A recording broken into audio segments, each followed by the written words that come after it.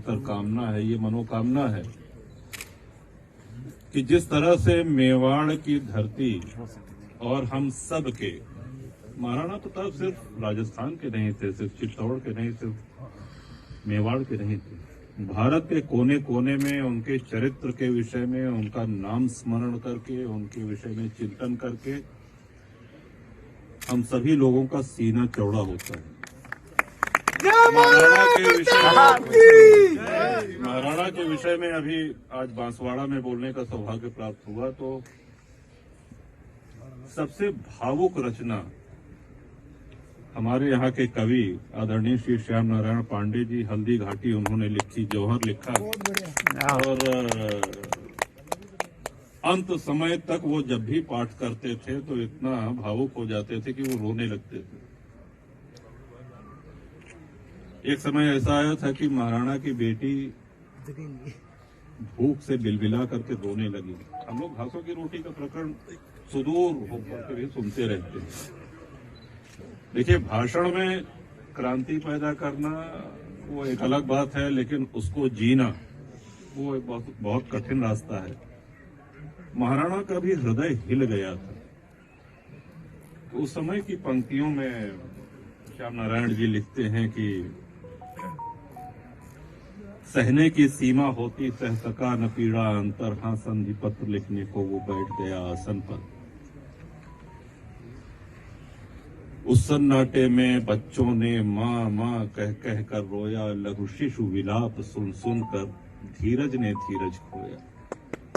कह सावधान रानी ने राणा का थाम लिया कर, बोली अधीर पति से वह कागज मसीपत्र छिपाकर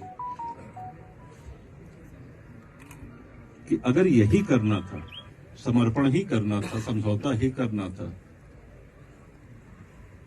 तो चेतक जैसा अश्व क्यों गंवाया, झाला जैसा सेनापति क्यों गंवाया। और देखो आसमान की तरफ सब तुमको धिक्कार रहे हैं, असीमांग रही कन्या भी तू आंसू ढार रहा है। और रानी ने उसके बाद जो महाराणा जो श्याम नारायण पांडे जी की कलम चली है कि तू भारत का गौरव है, तू जननी सेवारत है, सच कोई मुझसे पूछे तो तू ही तू भारत है, तू प्राण सनातन का है, तू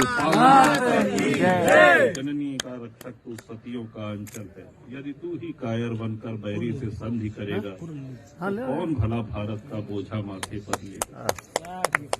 जीवन जीने के दो तरीके होते हैं, एक सुविधा भोगी, एक क्रांति का मार्ग।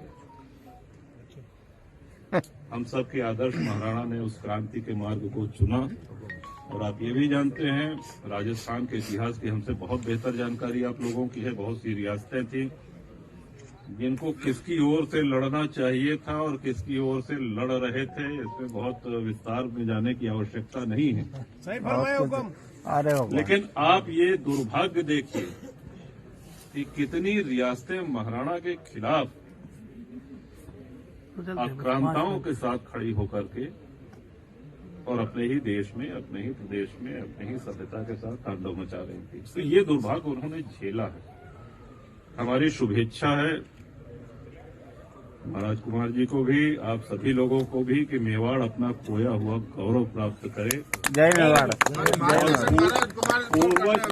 महाराज कुमार की जय। बोलो एकलिंगनाथ की जय। पूर्वजों का तो चाहे देखिए, चाहे आप बप्पा रावल को ले लें, चाहे वीर दुर्गादास राठौर को ले लें, जितनी गिनतियों के बहुत लंबी महापुरुषों की फहरिस्त है, अतीत गौरवशाली है, इसमें कोई दो राय नहीं।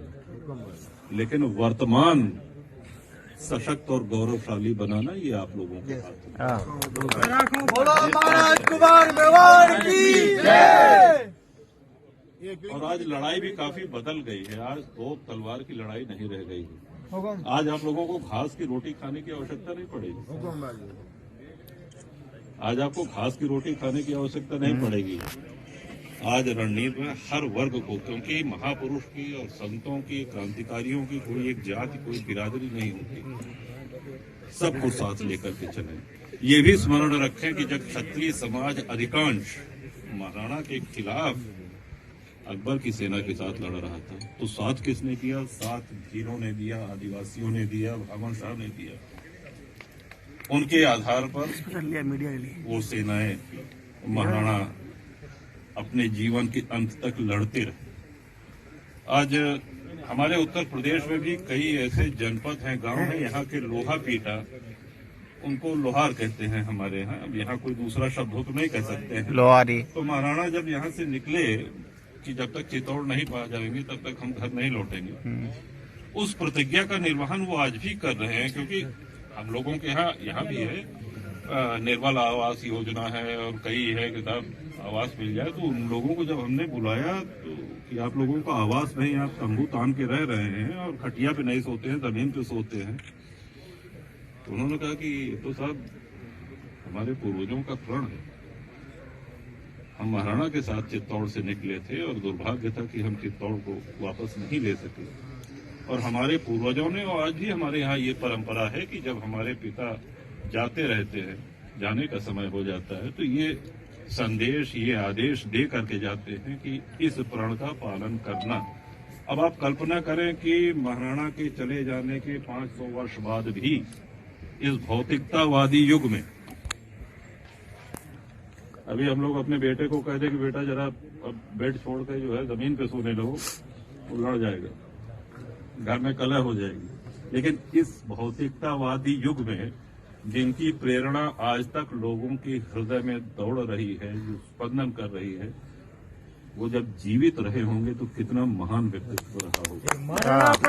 यही सब बातें निवेदन करने और आप सबको हमारे विनम्र प्रणाम और पधारे साहब, काशी पधारिए, हर हर महादेव दर्शन करिए, आनंद आएगा। गंगा जी का स्नान करिए और श्री राम जन्मभूमि का दर्शन करिए।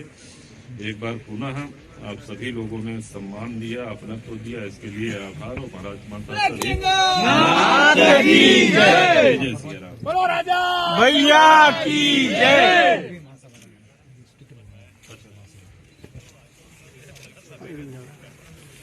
थोड़ा सा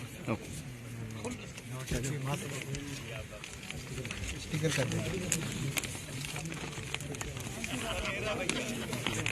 एक मिनट पीछे और बोल लीजिए राजा जी महाराज की जय। बोलो।